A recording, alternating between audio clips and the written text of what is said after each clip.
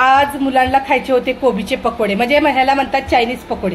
तर कोबीचे पकोडे मी घरच्या घरी तयार केलेले आहेत। ते कोबीचे पकोडे मी कसे तयार केले याची रेसिपी पूर्ण बघा।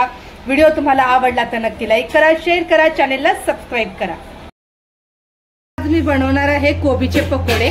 कोबीचे पकोडे बनवण्यासाठी बघा ही कोबी मी खिसून घेतलेली आहे। तर आता ह्याच्यात मध्ये घालायचे आपल्याला मीठ घालायचं आहे। बघा मीठ घालून घ्यायचं आणि सगळं व्यवस्थित हे मिक्स करून घ्यायचं। मिक्स केल्यानंतर या कोबी आपण जे खिसून घेतलेला आहे त्याला पाणी सुटतं, तेव्हा हे आपण कोबी पूर्ण पाणी ह्याच्यातलं काढून आपण सुकी कोबी करून घ्यायची आहे। बघा पाणी सुटायला लागलंय बघा।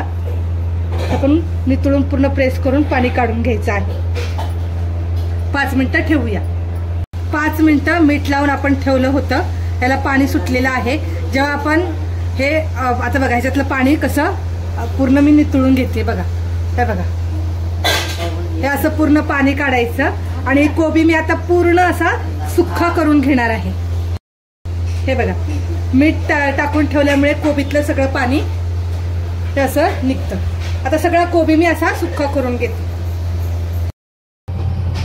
कोबीतलं पाणी सगळं मी काढून घेतलेलं आहे आणि कोबीचे पकोडे तयार करण्यासाठी लसूण, अद्रक आणि हिरवी मिरची ह्याचं मी मिक्सरला बारीक वाटण करून घेणार आहे।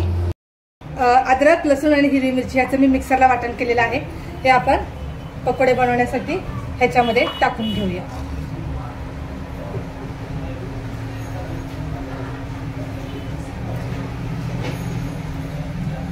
ह्याच्यामध्ये टाकायचं आहे, हा घेतलेला आहे मी मैदा। जसं आपल्याला मैदा लागेल तसं आपण घ्यायचा, म्हणजे जशी क्वांटिटी आपल्याला लागेल तसं घ्यायचंय। हा घेतलेला आहे कॉर्नफ्लॉवर। आपण ऑलरेडी मीठ कोबीमध्ये घालून ठेवलं होतं। हा घेतलेला आहे कलर, जो पकोड्याचा कलर असतो ऑरेंज रेड हा कलर आहे। आणि ह्याच्यामध्ये टाकायचं आहे आपल्याला चायनीज नमक। चायनीज नमक, हे चायनीज नमक मी घालून घेते। अजिनोमोटो आणि चवीनुसार मीठ घालायचं आहे। आता हे सगळं मिश्रण आपण एकजीव होईल असं मिक्स करायचं। आता घरामध्ये मुलांना पकोडे खायचे आहेत, त्यासाठी हा 1 किलो कोबी मी खिसून घेतलेला आहे। हे बघा सगळं पकोड्याचं पीठ मी मिक्स करून घेतलेलं आहे। खूप छान एकजीव झालेला आहे। कढई गरम करायला ठेवलेली आहे, त्याच्यामध्ये तेल पण ठेवलेलं आहे गरम करायला। तर आता आपल्याला गोल करायचे आहे की पकोडे भज्यासारखे करायचे आहेत, तर मी विचार केला की म्हणलं चला आपण भज्यासारखेच पकोडे टाकून घेऊ, म्हणजे छान असे तळले जातात।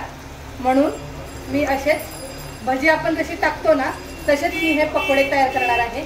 कारण गोल तयार केले की ते आतून थोडेसे कच्चे राहिल्यासारखे राहतात, त्याच्यामुळे मी भजी टाकते तसेच पकोडे टाकून घेणार आहे। हे मी काही थोडेसे पकोडे टाकून घेतलेले आहेत। आता कमी जास्त करून गॅस कमी जास्त करून आपण हे पकोडे तळून घेऊया। बघा छान असे मस्त हे पकोडे तळून झाले। जसे आपण भजी टाकतो तसेच मी टाकलेले आहेत, कारण मस्त तळले जातात आणि गोल केले ना किंवा आतून असे कच्चे राहिल्यासारखेच मला दिसतात, म्हणून मी तसे करतच नाही। तर बघा छान तळून झालेले आहेत, पूर्ण तेल नितळून घ्यायचं।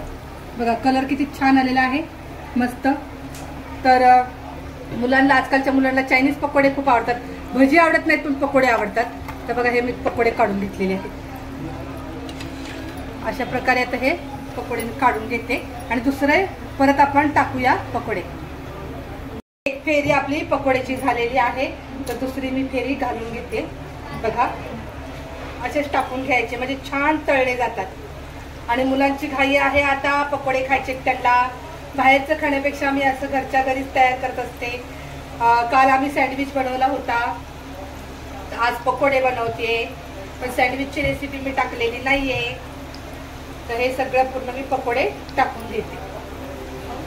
पकोडे बघा मी टाकून घेतलेले आहेत आणि कमी जास्त गॅस करून आपण हे पकोडे तळून घ्यायचे आहेत। एक फेरी मी पकोडे तळले होते, मुलांनी सगळे संपवून टाकले। तर आता बघा ही मस्त पकोडे तयार झालेले आहेत बघा। आणि आता हे तेल नितळायचं आणि काढून घ्यायचं, सगळं तेल व्यवस्थित नितळून घ्यायचं। अशा प्रकारे जर आपण पकोडे केले तर व्यवस्थित तळले जातात, आतून कच्चे राहत नाहीत म्हणून मी असे पकोडे बनवते. ते सगळं तेल काढून मी आता काढून सगळे पूर्ण पकोडे तयार करून घेते. बघा खूप छान आणि मस्त तयार झालेले आहेत. मुलांना आवडले. एक प्लेट तयार झालेली, मुलांनी खाऊन टाकली. अशा प्रकारे सगळे पकोडे मी तयार करून घेते. बघा बघा हे झाले आता पकोडे तयार. खूप छान आणि मस्त कलर आलेला आहे. आता हे सगळे पकोडे मी तयार करून घेतलेले आहेत. तुम्हाला आता मी दाखवते. त्याच्यासोबत आपण घेणार आहोत शेजवान चटणी. कोबीचे पकोडे बघा मी मस्त तयार केलेले आहेत. त्याच्यासोबत घेतलेली आहे शेजवान चटणी. कोबीचे पकोडे मी कशी तयार केले याची रेसिपी पूर्ण बघा. व्हिडिओ आवडला तर नक्की लाईक करा, शेअर करा. चॅनलवर नवीन असाल तर सबस्क्राईब करायला अजिबात विसरू नका.